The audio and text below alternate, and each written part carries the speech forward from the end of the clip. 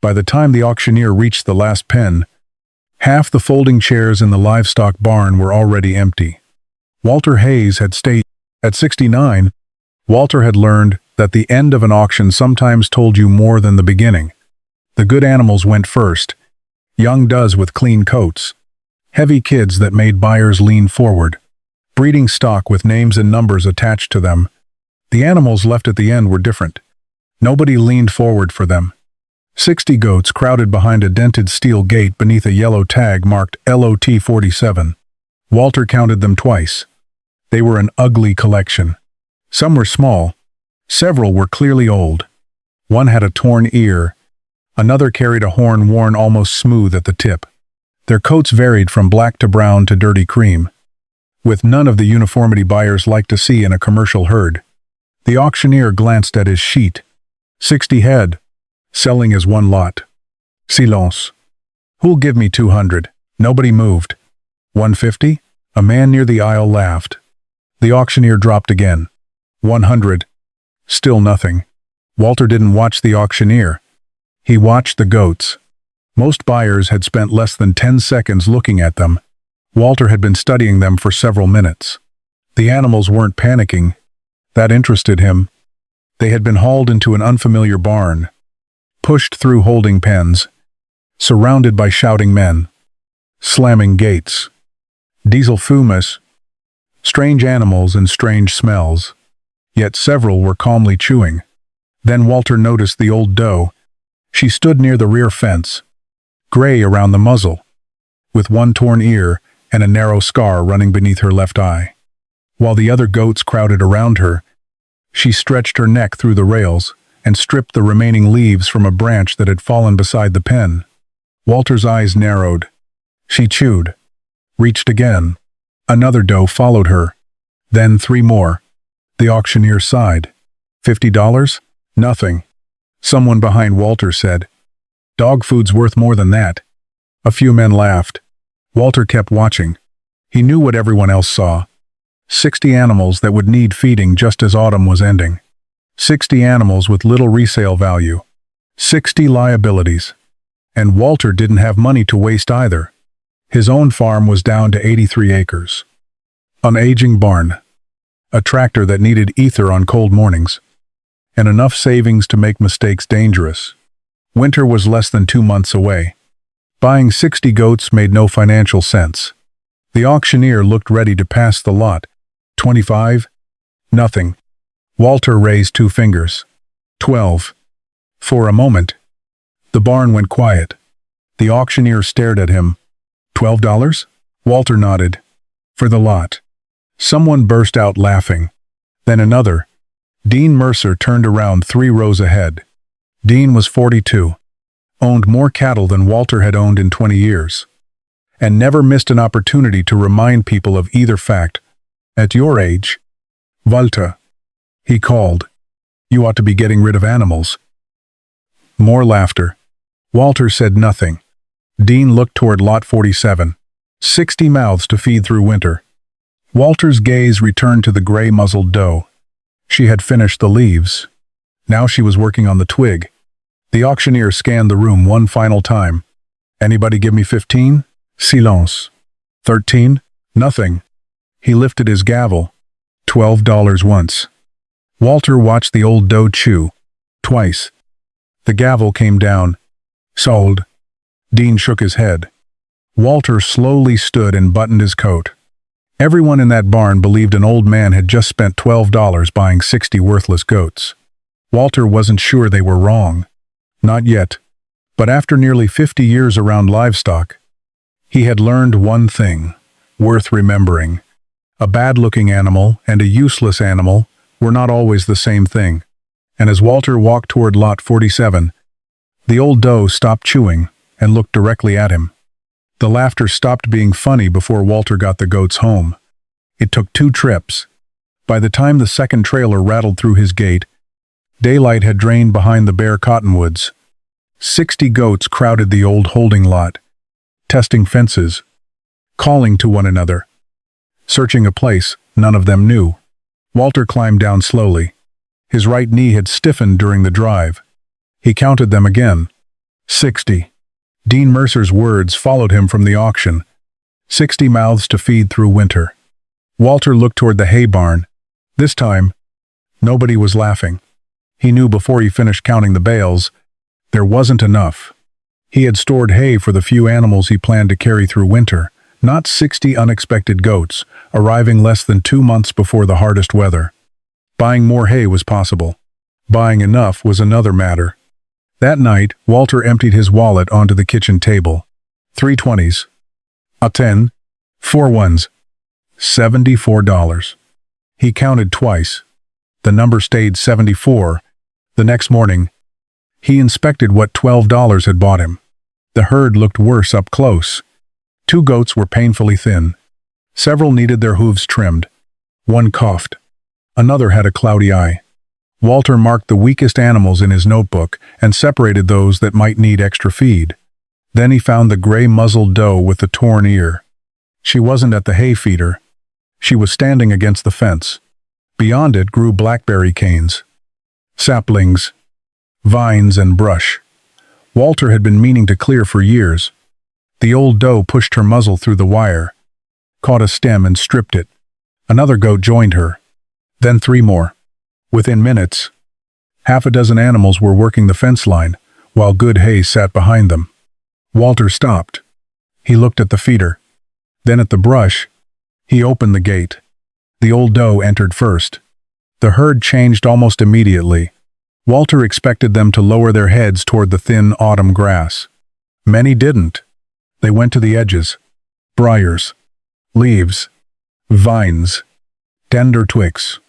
Young woody growth, vegetation, Walter had spent years thinking of as a nuisance, suddenly had 60 animals examining it as food. Walter followed them into the paddock. The torn-eared doe moved with purpose. She sampled one plant, ignored another, then braced her front feet against a leaning trunk to reach leaves above her head. Walter watched for nearly an hour. That evening, he checked the hay feeder. More remained than he expected. He didn't celebrate. One afternoon proved nothing. Brush wasn't going to carry 60 goats through winter. Snow could bury low vegetation. Accessible growth would disappear. The herd would still need stored feed. Water, minerals, dry bedding and protection from the wind. But Walter's problem had changed. Yesterday, the question had been, how am I going to feed 60 goats? Now it was, what can these goats already use that I've never counted as feed? For the next 4 days, Walter watched. The younger goats wandered. The older ones seemed more deliberate. Again and again, the torn-eared doe led several animals away from the feeder and toward neglected edges of the farm. Walter finally wrote a name beside her number, Mabel. The next morning, she was stripping another blackberry cane. Walter rested his arms on the fence. You've done this before, haven't you? Mabel kept chewing. Walter looked past her at the overgrown acres he had considered nearly worthless. He still had 60 mouths. He still didn't have enough hay. Winter was still coming. But Dean had counted only what those mouths would consume. Walter was beginning to count what they knew how to find. By the second week, Walter knew Mabel had a routine. She was rarely the first goat at the hay feeder. At sunrise, while the younger animals crowded around breakfast, Mabel usually stood apart with her nose lifted into the cold air. Then she walked. Walter began following her. One morning, frost covered the pasture so heavily that every step cracked beneath his boots. Mabel crossed the open paddock without stopping. 5 older does followed. She ignored the frozen grass and headed toward the north fence, where blackberry canes and young maples tangled above an old drainage hollow. Walter had wanted to clear that mess for years. Mabel pushed into it and began stripping the remaining leaves. The others spread behind her. Walter pulled out his notebook. For 6 days, he'd been recording where the goats browsed and how much hay remained each evening. Not because he believed Mabel possessed some secret, because hay cost money. Brush didn't. Then the wind hit him. A hard northwest gust cut across the open pasture, and through his canvas coat, Walter turned his back to it. Mabel kept moving downhill. He followed.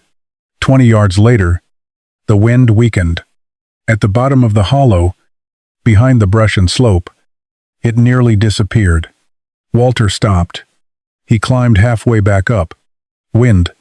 He walked down again. Comb? Walter looked at Mabel. Now that's interesting. She continued chewing. For the next several days, Walter watched more carefully. During mild weather, the herd spread across the property. When northwest winds strengthened, the older goats spent more time near the hollow, tree lines and protected edges. The younger animals often followed. Walter didn't call it weather prediction. Mabel wasn't reading the sky. But an old animal didn't need to understand a forecast to remember where she'd been cold before. Walter wanted to know whether that memory actually mattered. So he tested it. The next afternoon, he placed hay in 2 locations. One feeder stayed near the barn. The other he dragged to the protected side of the lower paddock. The temperature was nearly the same. The wind wasn't. By evening, more goats had settled near the lower feeder.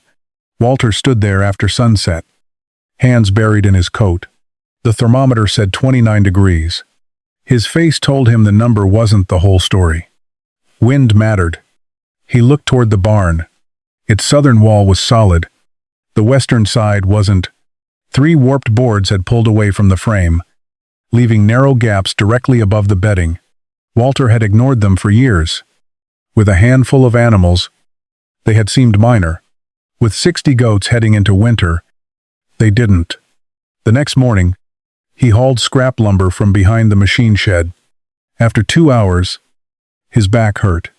After 4, his right hand cramped around the hammer. At 69, even simple repairs collected payment from every joint. Around 3 o'clock, Dean Mercer's truck slowed on the county road. Building them a hotel, Dean called. Walter drove another nail. Fixing a wall.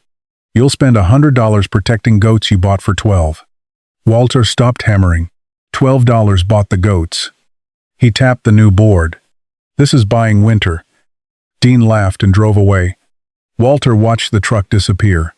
When he turned back, Mabel was standing against the repaired wall in a patch of afternoon sun. 3 younger goats had joined her. Walter smiled. Maybe he'd been asking the wrong question again. He had wondered what 60 unwanted goats needed him to teach them about surviving winter. But some of these animals had already survived more winters than he could know. Walter's job wasn't to believe they knew everything. It was to notice what experience had already taught them, and then decide what to do with it. Walter's first real mistake was believing observation had already solved his problem. It hadn't. By the 3rd week, the haystack was shrinking faster than he liked. Every morning he carried hay to the feeder. Every evening he found part of it trampled into the mud.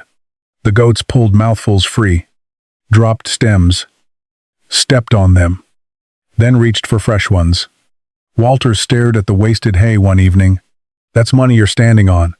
Mabel continued chewing. Walter had spent most of his life around cattle. With cattle, his thinking had always been simple. Pasture when grass was available. Stored forage when it wasn't. So that was how he'd begun managing the goats. The goats had other ideas. The next morning, Walter opened the gate to the south pasture. There was still grass there, thin and brown after several frosts, but enough that he expected the herd to spread across it. Instead, Mabel crossed almost directly to the far edge. She stopped beneath a line of young trees. Then she reached upward, leaves first, then thin twigs. Several goats joined her. Others moved toward blackberry canes and brush growing along the fence. The open grass remained largely untouched. Walter stood in the middle of the pasture. He finally understood the mistake. He had been looking down. The goats kept looking up. That afternoon he walked every acre accessible from the barn. Not as a farmer inspecting pasture. As a goat might see it. The property changed. The brush he'd cursed for years became potential forage. The tangled fence lines became something other than maintenance problems. Young, woody growth. Vines and neglected edges suddenly mattered. Walter marked several areas in his notebook, but he also marked one word beneath them: limit. He wasn't foolish enough to believe brush could replace winter feed. Once snow buried accessible vegetation, or the animals stripped an area too heavily. that resource would disappear. 60 goats could damage land quickly if he simply turned them loose and hoped for the best. So Walter began dividing access, one section at a time. He let the herd browse an area, then moved them before they worked it bare. Stored hay remained the foundation. The land became a supplement. Within days, the difference was visible. Not dramatic, not miraculous, but visible. Less hay disappeared from the stack. Less ended up under hooves.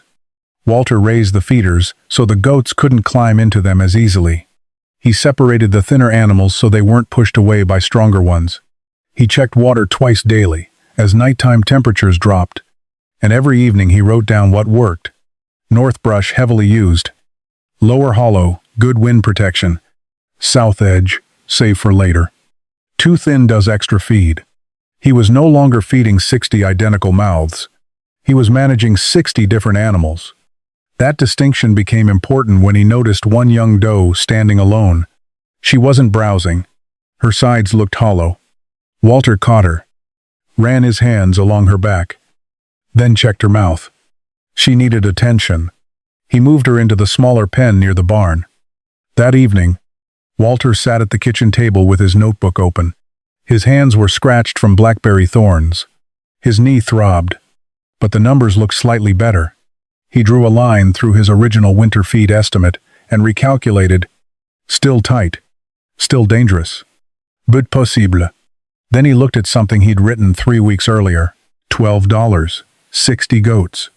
Walter almost laughed. $12 had never been the real price. The real price was learning what 60 animals needed before winter arrived.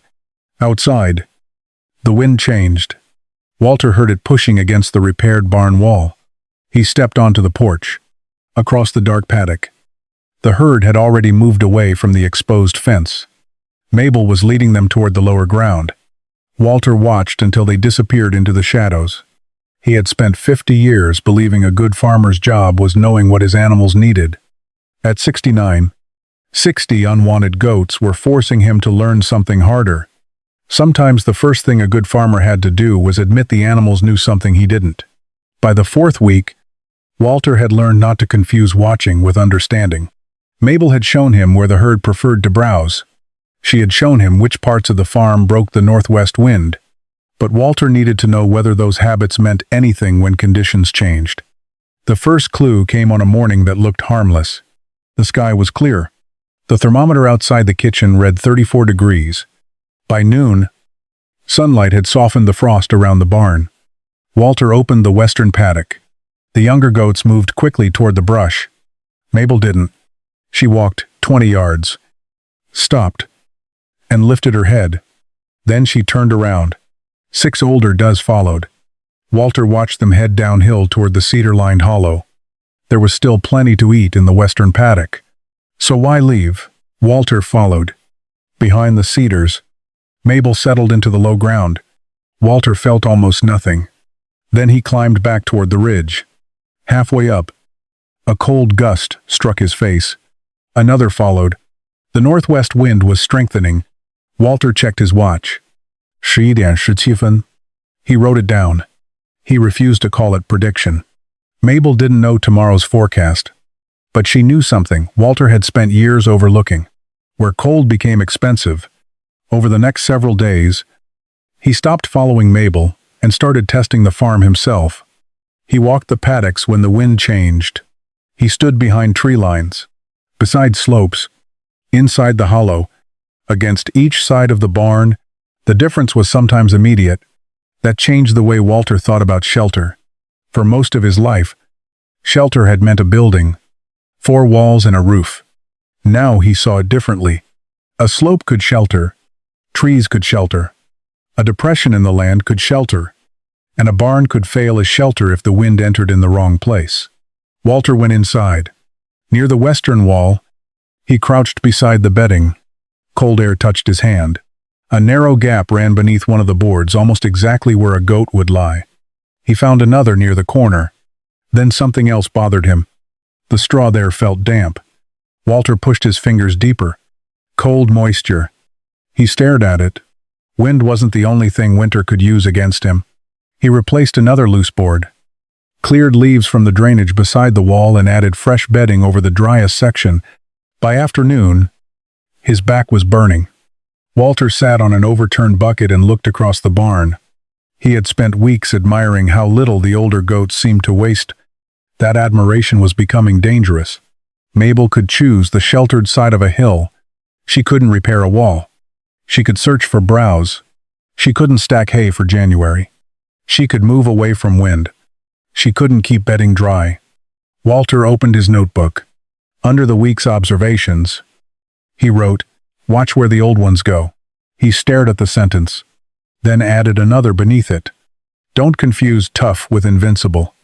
Mabel wandered into the barn and settled against the protected wall. Walter watched her. For the first time, he understood the bargain more clearly. The old goats brought experience. He had to provide what experience couldn't.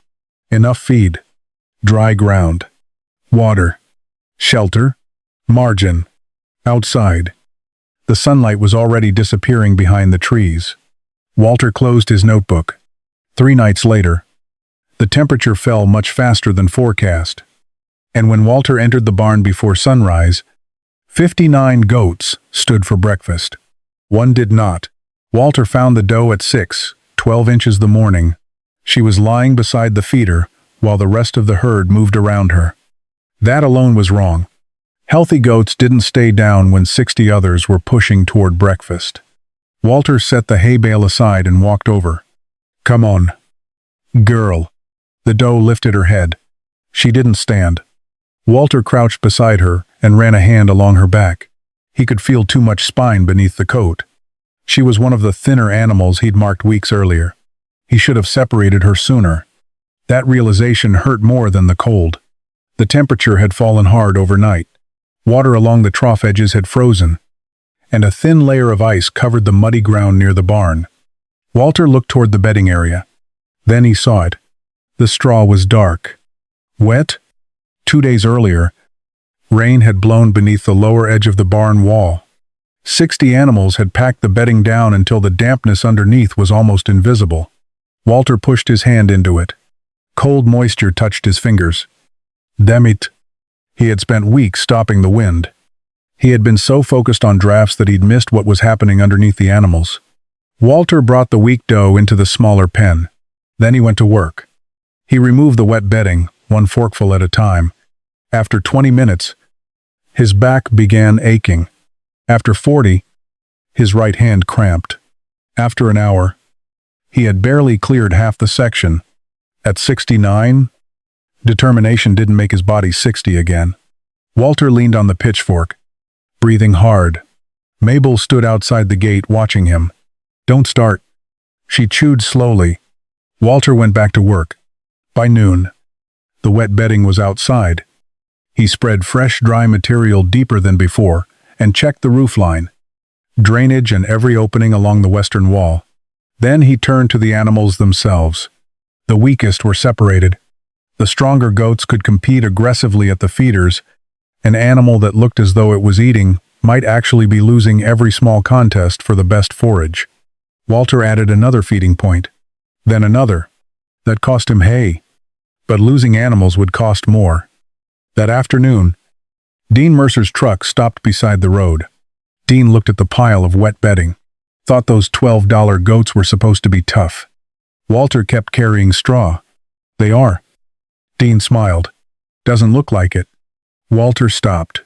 That word had become dangerous. Tough. Walter had been using it himself. Tough goats. Hardy goats. Survivors. As though those words meant the animals required less attention. They didn't. Walter looked at Dean. "Tough isn't the same as bulletproof." Dean shrugged. "Still sounds like $12 getting expensive." Walter glanced toward the barn. "No." He picked up another forkful of straw. $12 bought the goats. He spread it across the floor. "This is what winter costs." Dean drove away. That evening, Walter returned to the small pen. The weak doe was standing. Not strong, not recovered, but standing. Walter rested both hands on the gate. He should have felt relieved. Instead, he felt embarrassed. He had almost made the same mistake as the men at the auction. They had looked at the goats and decided they were worthless because they were old and rough. Walter had looked at them and begun believing the opposite extreme, that because they'd survived before, they would simply survive again. Both judgments ignored the animal standing in front of him. Experience could help a goat find browse. Instinct could lead it away from exposed ground. Neither could make wet bedding dry. Neither could keep water from freezing. Neither could replace enough food. Walter returned to the kitchen and opened his notebook. He crossed out one sentence he'd written earlier. Old goats know how to survive. Below it, he wrote, they know how to use what they have. Then another, my job is to make sure they have enough. Walter closed the notebook. Outside, the temperature continued falling. The first hard freeze had taught him something the auction never could. The goat's experience might give him an advantage, but if he mistook resilience for invincibility, winter would kill them all the same. The warning came over Walter's kitchen radio at 5:40 Tuesday morning. He was pouring coffee when the farm report cut away. Arctic air was moving south faster than expected. Heavy snow. Strong northwest winds. Temperatures well below normal. Walter stopped pouring. Outside, the farm looked peaceful. Mabel stood beside the fence with several older does. Frost covered the grass. Pale sunlight was beginning behind the barn. Nothing looked dangerous. Walter turned up the radio. 2 days earlier, the forecast had called for an ordinary cold front. Now they were warning about prolonged freezing temperatures. Walter set down his coffee. He didn't panic. He counted. First, the hay. Every bale in the barn. Then he counted again. The number tightened something in his stomach. Under normal conditions, it might have been enough. But normal conditions still gave him browse and deep snow could take that away overnight. And colder animals would need more energy precisely when Walter had fewer options for providing it. He looked across the paddock. 60 goats. For the first time since the auction, the number felt enormous. Walter drove into town before 8. The feed store parking lot was already crowded. Pickups waited beside the loading area, while men who normally bought a week's supply were buying 2.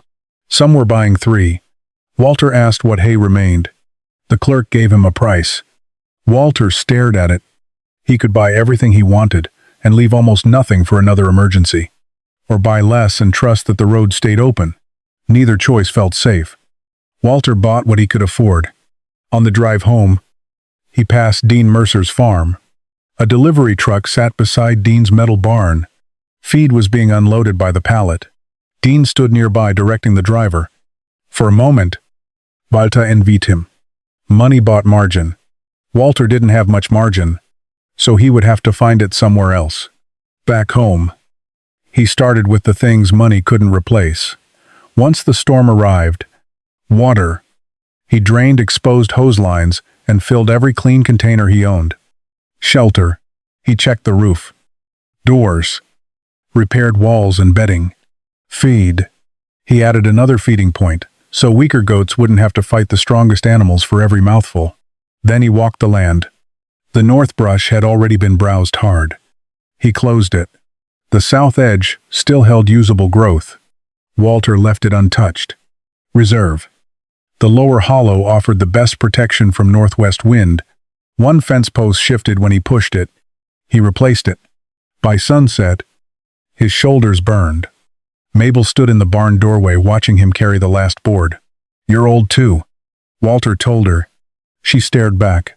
"Difference is, nobody expects you to fix the fence." That evening, the forecast changed again. Colder, longer, more snow. Walter sat at the kitchen table and divided a page in his notebook. On the left, he wrote what he had. Hay, water, shelter, browse, 60 goats. On the right, cold, wind, snow, roads, electricity. Walter studied the 2 columns. For most of his life, preparation had meant having enough. Enough feed. Enough money. Enough equipment. But enough wasn't available this time. He drew a line beneath the first column. Maybe preparation wasn't always having more. Maybe sometimes it was knowing exactly what you had and wasting none of it. Before bed, Walter stepped outside. The stars were still visible. The air had gone strangely quiet. Mabel and the older goats were already inside. Walter looked northwest. A dark bank of clouds sat low against the horizon. The $12 herd had spent weeks teaching him how little they could afford to waste. Now winter was coming to see whether he'd learned. The storm arrived 6 hours early. At 3 in the afternoon, Walter could still see the county road from his kitchen window. By 5, it was gone. Snow moved sideways across the farm, driven by a northwest wind that erased Walter's footprints almost as quickly as he made them. He pulled the barn door shut behind him and checked the latch twice. Inside, 60 goats shifted across fresh bedding. They were restless, but dry. That mattered. Walter walked the western wall with one hand extended. No strong draft. The repairs were holding. Mabel stood near the protected corner, with several older does around her. The younger goats had packed closer than usual. Walter checked the water.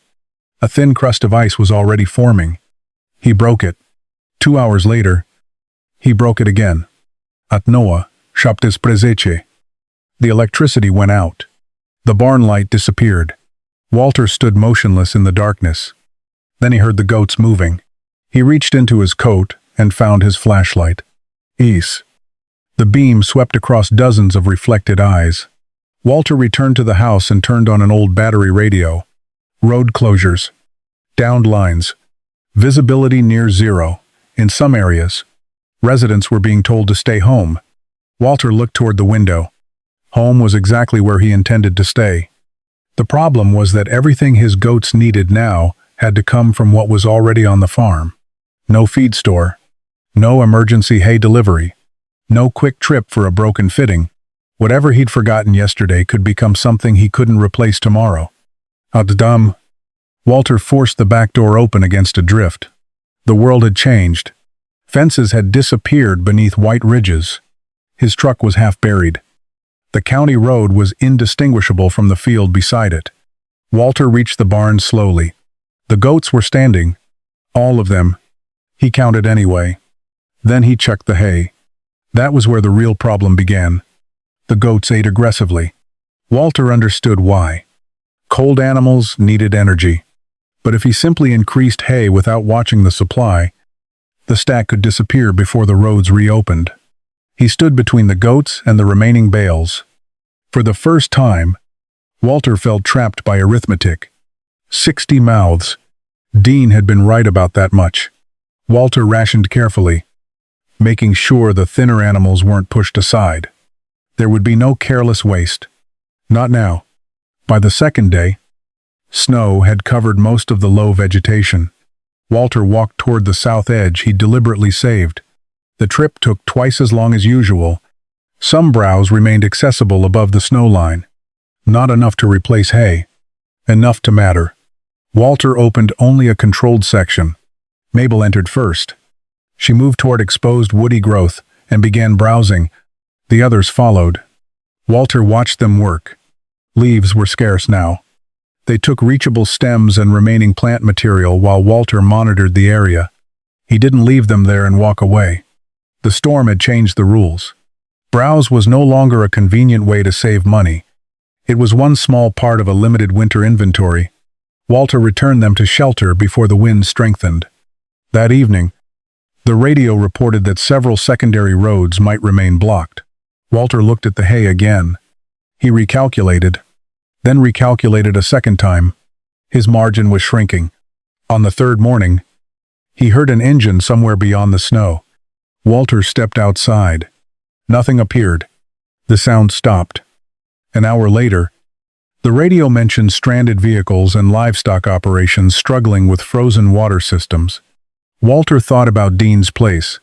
Big barn, large herd, feed deliveries, equipment, everything Walter didn't have. For weeks, Walter had assumed Dean was better prepared because Dean could buy more. Now Walter understood the weakness hidden inside that assumption. Having more resources was an advantage, but only while those resources could reach you.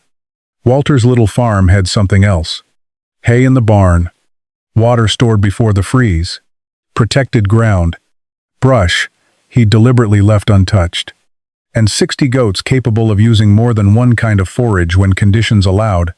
None of it was enough alone. Together, it bought time.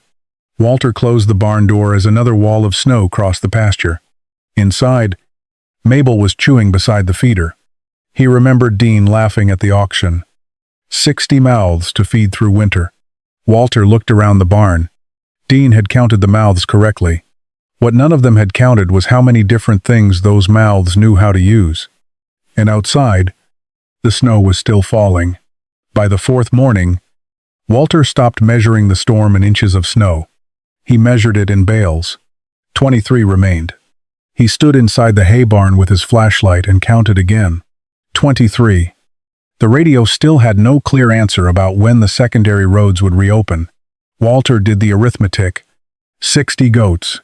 Falling temperatures. 23 bales. For the first time since the auction, $12 seemed like the least important number in his life. Walter carried breakfast into the barn. The goats surged toward the feeders. He spread the hay between several feeding points instead of letting the strongest animals control one. Mabel didn't fight for the center. She took what she could reach, chewed for several minutes, then moved toward the door. Walter noticed. Outside, the wind had eased. The temperature was still bitter, but visibility had improved. Mabel stood facing the south paddock. Walter looked toward the brush he'd saved. No. The old doe waited. Walter looked back at the hay barn. 23. He pulled on his gloves. All right. But he didn't open the entire paddock. He exposed one section. The goats moved through the snow toward woody growth protruding above the drifts. Walter followed. At first, nothing looked edible. Bare stems, briars, shrubs, seed heads. The remains of a landscape most farmers would have described as finished for the season. Mabel stopped beside a thicket. She reached upward and began working at accessible growth. Other goats spread along the edge. Some investigated plants and moved on. Others stayed. Walter watched their mouths. That was when the lesson finally became clear. The brush wasn't replacing his hay. It never could. The animals still needed stored forage, water, minerals, and shelter. But the question Walter had been asking was wrong. He had been asking, can this land feed 60 goats? The better question was, how many different things can contribute to feeding them? Hay contributed. Browse contributed. The protected paddocks contributed. Reducing waste contributed. Separating weaker animals contributed. Even the old doe's habit of leading the herd toward usable edges contributed. None of those things looked impressive alone. Together, they stretched 23 bales farther. Walter began treating the farm like an inventory. He marked each accessible browse section in his notebook. South edge use lightly. Creek fence untouched. Lower hollow shelter first. Forage, second.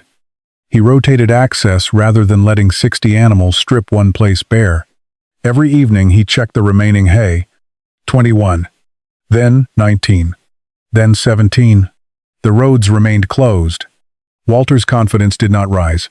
His precision did. Every wasted armful bothered him now. He adjusted feeders again after finding stems trampled into bedding. He made sure the thinner does ate before stronger animals pushed them aside. He broke ice repeatedly from the water. The system wasn't elegant. It was simply refusing to depend on one answer. On the sixth afternoon, Walter stood beside Mabel near the brush line. Snow covered almost everything below her knees. She stretched upward toward a branch. Walter pulled it lower. Mabel stripped what she wanted. He laughed quietly. So that's our arrangement now? Mabel moved to the next branch. Walter followed. Then he stopped. For weeks, everyone had focused on what these goats lacked. Size, uniformity, youth, commercial value. Walter had eventually made the opposite mistake, focusing too much on what made them tough. But winter was showing him something subtler. Their real advantage wasn't that they could survive without help. It was flexibility.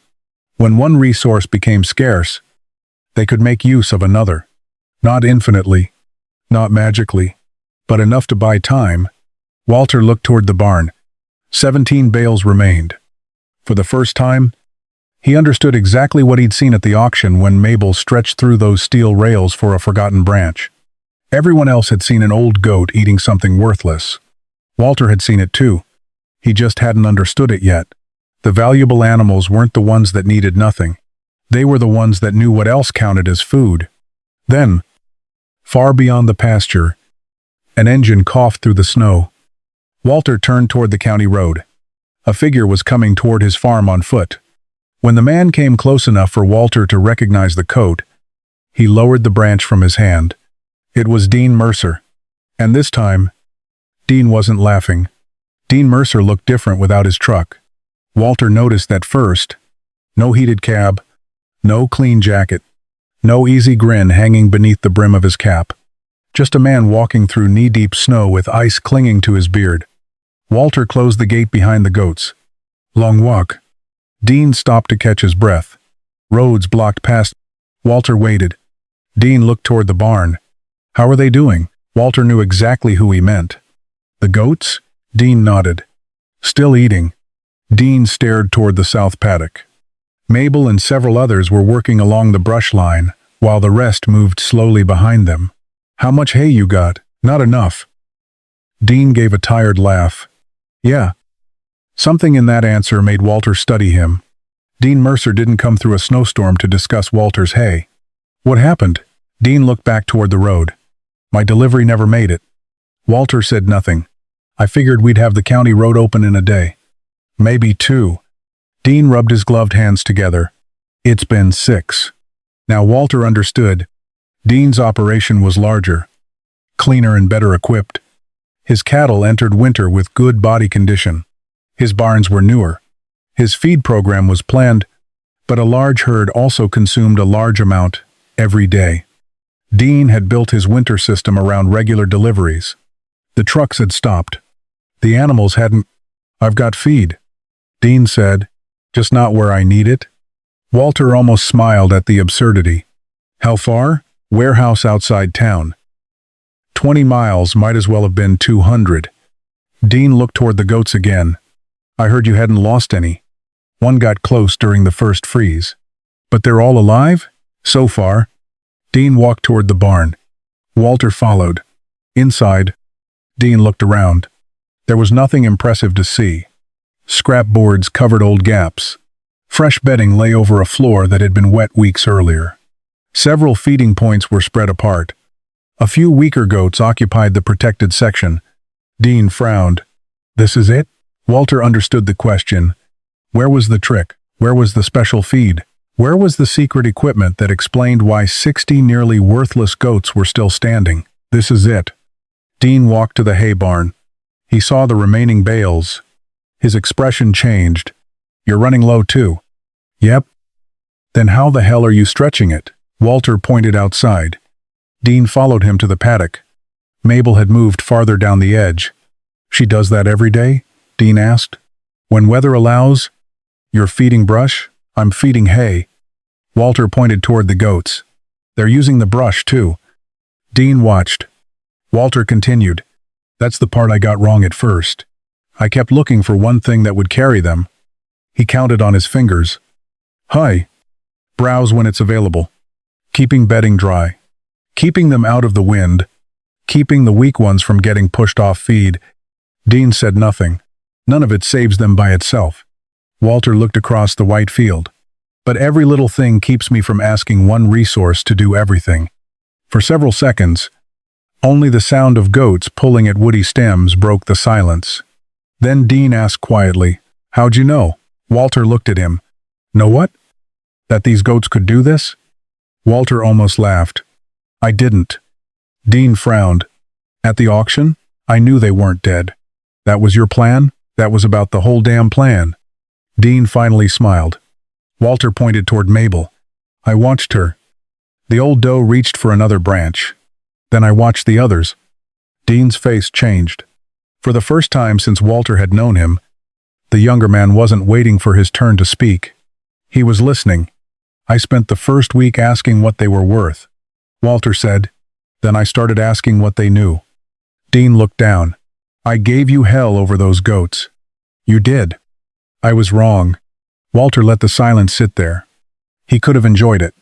At the auction, Dean had made him the joke of the room. Now Dean had walked through snow to ask the old man how he'd kept the joke alive. But Walter was 69. He had lived long enough to know humiliation wasn't improved by passing it to somebody else.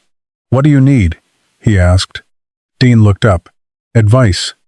Mostly. That I can afford. Walter showed him how he'd reduced waste, protected bedding, and treated wind exposure as seriously as temperature. He explained what had failed during the first freeze. He didn't pretend his methods translated perfectly to cattle. They didn't. But the principle did. Know what you have. Reduce what you waste. Protect the weakest point before the weather finds it. Dean left before dark. At the gate, he turned. Walter? Yeah? Those aren't worthless goats. Walter looked at Mabel. No. He closed the gate. They never were. That night, the radio announced another warning. The storm wasn't finished. The coldest temperatures were still ahead. And before sunrise, winter would stop testing Walter's system. It would begin testing Walter himself. At 1:43 inches the morning, Walter woke to a sound he had never heard from the barn before. Metal striking wood. Once.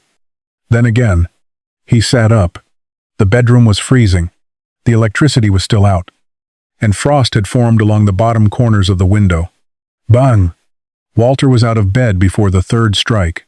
He pulled on his clothes, shoved his feet into boots and grabbed the flashlight. The moment he opened the back door, the wind nearly closed it again. Snow hit his face like sand. Walter lowered his head and started toward the barn. 30 yards. That was all. He had walked that distance thousands of times. Tonight it felt like half a mile. The flashlight beam barely reached his boots. Then the barn appeared through the blowing snow. Bang! Walter saw the problem. One of the exterior boards on the northwest corner had pulled loose. The wind caught it, slammed it against the frame, then tore it outward again. Worse. The opening was directly beside the protected section. Walter entered the barn. The goats had already moved. Almost the entire herd was packed toward the opposite wall. Mabel stood near the center, surrounded by younger animals. Walter swept the flashlight across them. Too many eyes.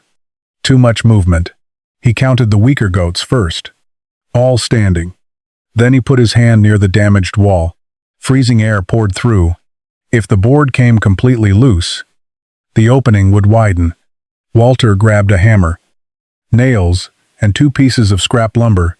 He could have waited for daylight, for perhaps 3 seconds. He considered it. Then the board slammed again. Walter went outside. The wind took his breath. He leaned into it and reached the corner. His first nail missed. His second bent. Come on. His fingers were already losing feeling inside his gloves. Walter braced the board with one shoulder and drove another nail. The hammer slipped. Pain shot through his thumb. He cursed. Then the wind changed direction. The board kicked outward. Walter lost his footing. His right leg folded beneath him. He hit the snow hard. For several seconds, he didn't move. The flashlight lay 5 feet away, its beam pointing uselessly across the ground. Walter stared into the darkness. His knee burned. His chest rose and fell too quickly. At 69, falling wasn't what it had been at 30.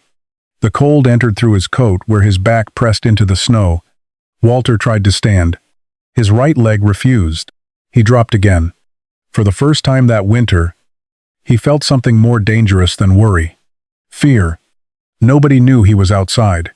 The nearest neighbor couldn't see his house through the storm. Dean couldn't drive the road. There was no electricity. No one was coming because an old farmer had fallen beside an old barn. Walter rolled onto one knee. Pain shot through his leg. He stopped. Through the opening in the wall, he could hear the goats. Not panicking now. Just shifting. Waiting. Walter looked through the gap. His flashlight beam illuminated Mabel. The old doe stood behind the other side of the wall, her torn ear visible in the light. For a strange moment, Walter remembered the auction. Lot 47. 60 animals nobody wanted. An old doe chewing a forgotten branch. And a room full of people laughing because an old man had raised 2 fingers. Walter put one hand against the barn. Not tonight. He pushed himself upright. He didn't become younger. The pain didn't disappear. He simply found a way to work around it. Walter retrieved the flashlight. Then he dragged a heavier board from inside, rather than trying to force the original one back into place. He positioned it across the damaged section. 1 nail. Then another. Then 4 more. Walter stopped twice to warm his fingers beneath his arms. The final nail went in at 2:31. The wind still screamed around the barn. But inside, the draft had weakened. Walter spread additional dry bedding near the protected wall. He checked the water. Then the weaker animals. Finally, he sat on an overturned bucket. Mabel walked over. She stood beside him without ceremony and began chewing. Walter rested one hand against her neck. "You're getting too old for this." Mabel continued chewing. Walter smiled weakly. "So am I." He stayed in the barn until morning. When gray light finally entered through the cracks, the storm had not stopped. But 60 goats were still standing, and so was Walter. For weeks, he had believed winter was testing whether the goats were as tough as everyone had underestimated. That night taught him something else. Survival wasn't about being too tough to fall. Sometimes it was about knowing what to do after you did. Walter waited until daylight before opening the barn door. The storm had finally weakened. Not stopped, just weakened enough that snow fell downward instead of sideways. Walter stepped outside. His right knee almost buckled. He caught the door frame and stood there until the pain settled. In daylight, he could see what the night had done. One section of fence was buried completely. A cedar had snapped near the lower paddock. Snow had drifted against the barn nearly to Walter's waist.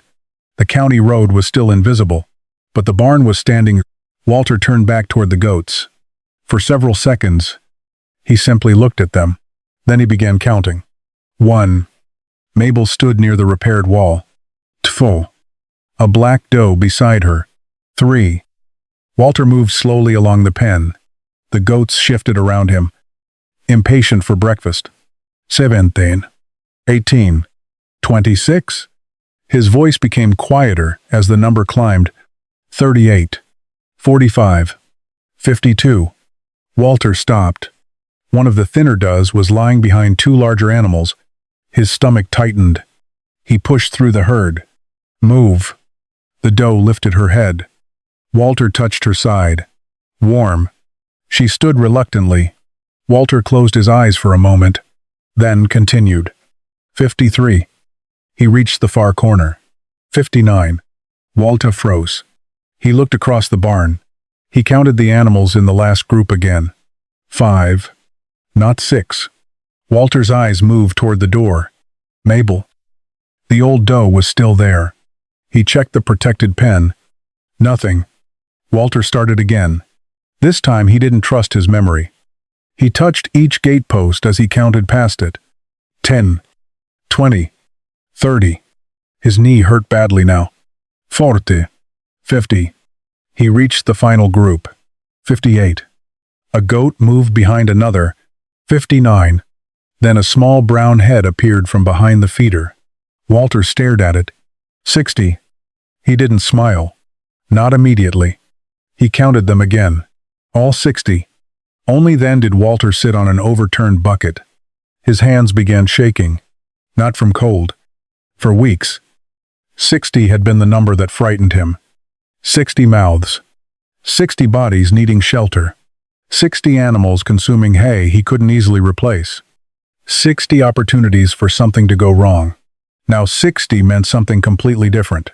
Still here. Mabel walked toward him. Walter rubbed the torn edge of her ear. "Well?" "Old girl." He looked around the barn. "You made liars out of a lot of people." Then Walter shook his head. "No. That wasn't true. The goats hadn't defeated anybody. They had simply survived. And Walter knew survival hadn't come from one secret trait. The evidence surrounded him. Patched walls. Deep bedding. Multiple feeders. Stored water, the dwindling haystack, protected landscape, browse he deliberately saved. The smaller pen, where weaker animals had received extra attention, even the bent nails lying near the wall from the night before. The goats had brought flexibility. Walter had brought preparation. Neither would have been enough alone. He stood and began feeding. There were still problems. The storm might have weakened, but the roads weren't open. Hay remained limited. The animals still needed water, and Walter's knee was swelling beneath his trousers. Surviving the coldest night did not mean winter was finished. At 11, the radio crackled with an update. Crews had reached the main highway. Secondary roads would follow. No guarantee when. Walter looked at the hay. 9 bales. He wrote the number down. Then he heard something outside. An engine. This time it didn't disappear. Walter limped toward the barn door. A county plow emerged slowly beyond the trees, throwing snow from what had once again become recognizable as a road. Walter watched it pass. Behind it came another truck. Then another. The farm was connected to the world again. Walter leaned against the doorframe.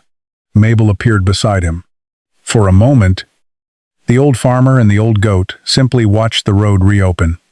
2 weeks earlier, the men at the auction had measured the herd by what 60 unwanted goats might cost to keep alive. Walter had eventually learned to measure them differently, not by what they produced, not by what somebody would pay, but by what they could use, what they could endure, and how well they responded when conditions changed. A truck slowed outside Walter's gate. Then another. By afternoon, word had begun traveling through the county. The $12 herd was still alive, and soon the same men who had laughed when Walter bought it would start arriving with a very different question. Not, why did you buy those goats? But, Walter, what kind of goats are those? The first truck arrived 2 days after the road reopened. Walter recognized it before it reached the gate. Dean Mercer. This time, Dean wasn't alone. Another pickup followed him. Then a third. Walter was carrying water toward the barn when the vehicle stopped. 3 men climbed out. All 3 had been at the auction. Walter remembered exactly where they'd been sitting when the hammer came down at $12. He set the bucket beside the gate. Dean looked at Walter's leg. You're limping. I'm 69. You weren't limping that bad before. Walter ignored the question. What do you boys want? Dean glanced toward the paddock. We came to see them. Them? The goats. Walter almost smiled. A month earlier, nobody had wanted to look at them. Now 3 trucks had driven through recently cleared roads just to do exactly that. Walter opened the gate. The men followed him toward the barn. Mabel was outside with part of the herd. Working along the edge of the south paddock, the rest stood around the feeders. They didn't look transformed. That was the strange part. They were still small, still mismatched, still rough around the edges. Mabel still had her torn ear. Nothing about them suddenly looked expensive. One of the men counted silently. All 60? Walter nodded. 60. The man looked again. I lost 9. Nobody answered. Another man pushed his hands into his coat pockets. We lost 14. Walter looked toward Dean. Dean's jaw tightened. 5. The numbers hung in the cold air. Walter felt no satisfaction. Dead livestock wasn't a scoreboard. Every animal represented money, work, and, for some families, the difference between recovering in spring and spending, years paying for one winter. Dean walked toward Mabel. This the old one you told me about? Mabel. Dean studied her. What breed? Walter shrugged. Couldn't tell you exactly. Dean frowned. You don't know? They didn't come with biographies. One of the men laughed, but not the way they had at the auction. Dean watched Mabel strip what she wanted from a reachable stem. Then he asked the question Walter had known was coming. What kind of goats are these? Walter looked at him. There were a dozen answers he could have invented. A rare bloodline. Some forgotten mountain breed. Special genetics. Nobody else understood. Those answers would have made the story cleaner. They also wouldn't have been true. Walter looked back at the herd. The kind nobody wanted. Dean waited. Walter continued. That's about all I know for certain. He showed them the barn, not proudly, precisely. The repaired western wall, the deeper bedding, the additional feeding points, the smaller protected area for weaker animals. Then he showed them the notebook. Dean flipped through the pages. Watch where the old ones go. Don't confuse tough with invincible. South Edge Reserve. 23 vales. Shirtsi. Joe. Dean stopped. You wrote all this during the storm? Before and during. So what's the secret? Walter took the notebook back. There isn't one. He pointed toward the barn. If I'd left that bedding wet, I'd have lost animals. Then toward the hay. If I'd run out of feed, browse wouldn't have magically saved them. Then toward the protected hollow. If I'd ignored the wind, being hardy wouldn't have meant much. Dean nodded slowly. Walter looked at Mabel. The goats gave me options.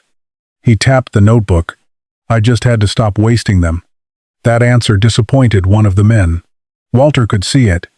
People preferred one secret, one breed, one trick, one thing they could buy. Walter had none to sell them. What had carried the herd through winter was a collection of small advantages that only became powerful when they worked together. Before leaving, Dean stopped at the gate. What are you going to do with them? Walter looked at the herd. He hadn't thought much beyond survival. Now he did. Keep the strongest. Watch which animals recovered best. Learn which ones maintained condition. Learn which mothers raised healthy kids. Learn which animals worked the land instead of fighting it. For the first time, Walter wasn't looking at 60 auction rejects. He was looking at the beginning of a herd selected for his farm. I think, he said slowly, I'm going to find out what I've actually got. Dean smiled. Then he held out his hand. Walter looked at it. At the auction, Dean had laughed when Walter raised 2 fingers. Now he was offering his hand. Walter shook it. No apology was necessary. The winter had already said enough. As the trucks disappeared down the road, Walter returned to the paddock. Mabel stood beside the fence. He scratched beneath her jaw. They finally figured out you're worth something. The old doe pulled away and returned to the brush. Walter laughed. Yeah. He watched her go. You don't care. And perhaps that was the final mistake people had made. They had spent all winter asking what the goats were worth. The goats had spent it doing the only thing that mattered, staying alive. By the middle of March, the snow began to retreat. Not all at once. First around fence posts, then along the south-facing slopes, then beneath the brush where dark soil appeared in narrow strips. Walter stood at the barn door one morning and listened to water dripping from the roof. For months, every sound on the farm had meant trouble. Wind, ice, a loose board, a frozen trough. Now the sound was simply spring. Mabel walked past him toward the paddock. She looked thinner than she had in autumn. So did Walter. His knee still bothered him from the fall beside the barn, especially in the mornings. But both of them were standing. That counted for something. Walter opened his notebook at the kitchen table that afternoon. The first page contained a single entry, $12, 60 goats. He stared at it. $12. It seemed ridiculous now. The fuel to haul them home had cost more. The lumber had cost more. Hay had cost far more. If somebody asked what those goats had really cost him, $12 wouldn't have been an honest answer. Walter turned the pages. Feed records. Weather notes. Animals that lost condition. Areas of browse used first. Areas he'd saved. Repairs. Mistakes. He stopped at one sentence. Don't confuse tough with invincible. Walter ran his thumb across the words. That might have been the most expensive lesson of all. He had started the winter believing he had rescued 60 unwanted goats. By spring, he wasn't sure who had taught whom more. Walter didn't sell the herd. That surprised Dean.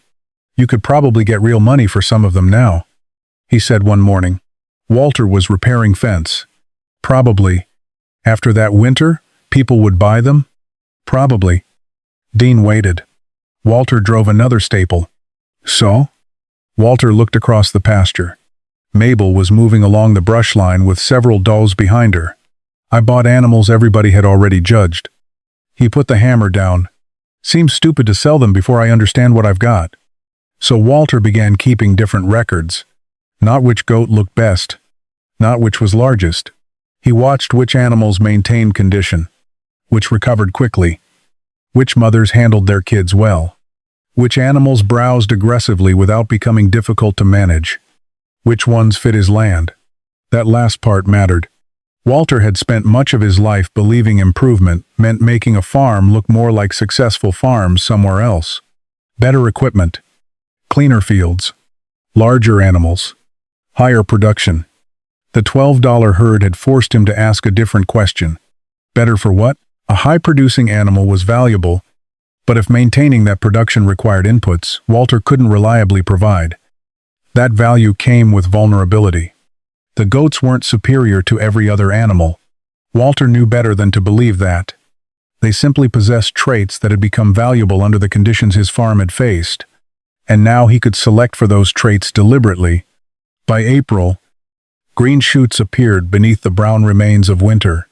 Walter moved the goats carefully. Areas browsed heavily in autumn needed rest. Some brush would recover. Some needed protecting. The lesson of winter wasn't to take everything the land could give. It was to preserve enough options that something remained when conditions changed.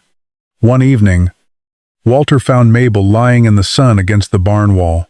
The same wall he'd patched before winter. He sat beside her. His knees complained all the way down. Mabel barely acknowledged him. "You know what they got wrong about you?" Her ear moved. Walter looked across the farm. They thought old meant finished. He smiled. "Made the same mistake with me." Mabel closed her eyes. Walter sat there until the sunlight reached the opposite fence. He thought about the auction. 60 goats behind a steel gate. Men laughing. Dean's voice. 60 mouths to feed through winter. Dean had been right. They had been 60 mouths. Walter simply hadn't understood what else they were. 60 sets of instincts. 60 different histories. 60 animals capable of using a landscape more flexibly than he'd expected. And among them were old animals carrying something no auctioneer could put on a scale. Experience. Walter looked at Mabel. The auction had measured what remained of her productive life. Winter had measured something else. What she remembered.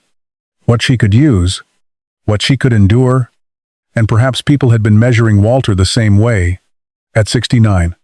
Nobody expected him to build something new. They expected him to reduce. Sell. Slow down. Disappear gradually from the work he'd spent his life doing. Walter stood carefully. Mabel rose beside him. 2 old bodies taking a little longer than they once had. Neither useless. Walter opened the gate. Mabel walked through first. The herd followed. They had laughed because an old man paid $12 for 60 old goats. Then winter came and revealed what the auction had missed. Age wasn't where their value ended. It was where experience had been stored.